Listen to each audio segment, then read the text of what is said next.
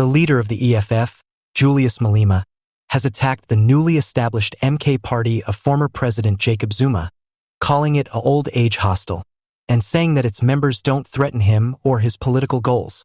Please kindly subscribe to our YouTube channel, turn on the notification bell so as to get all our updates. Malema's statements coincide with the escalating hostilities between the MK party and the EFF, as a number of significant figures have left the EFF to support Zuma. Malema played down the importance of the MK party when speaking to a crowd in Johannesburg, stating, "I am not afraid of Zuma's MK party. All it is a retirement community for the politically insignificant. They may yell all they want, but it won't cause the EFF to collapse." Supporters of the EFF leader, who saw the MK party as Zuma's effort to reclaim his position in South Africa's political system, applauded the leader's remarks. Malema's intransigence, meanwhile, masks the reality that a sizable portion of his party has defected to the MK party. Prominent figures like Floyd, Shivambu, and Mzwanele Manyi have defected from the EFF to join Zuma's organization in recent months, a phenomenon that many speculate may have alarmed Malema more than he is prepared to acknowledge. Ahead of the impending national elections, concerns have been expressed regarding the stability of the EFF due to the passing of two significant personalities, both of whom were instrumental in determining the party's policy orientation. While Malema's rhetoric seeks to convey strength, political observers contend that the EFF cannot disregard the consequences of losing important members to the MK party.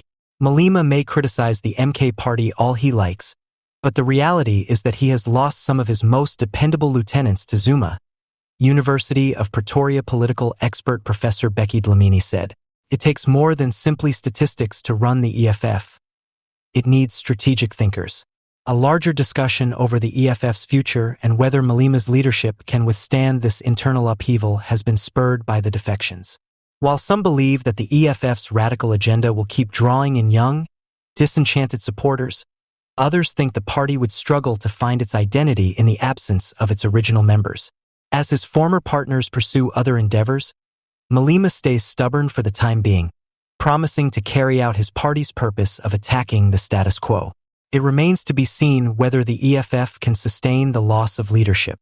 President of the National Colored Congress, NCC, Fadiel Adams, once again made audacious comments on his connections to other South African politicians. Speaking passionately about his backing of Jacob Zuma and Julius Malema, Adams stressed that he does not support them out of personal affinities but rather because of their support for underprivileged populations, especially the Khoi, San, and colored people. Adams brought out the fact that Malema is often vilified in public discourse. They refer to Malema as though he's had horns. Is Malema a guy worth liking?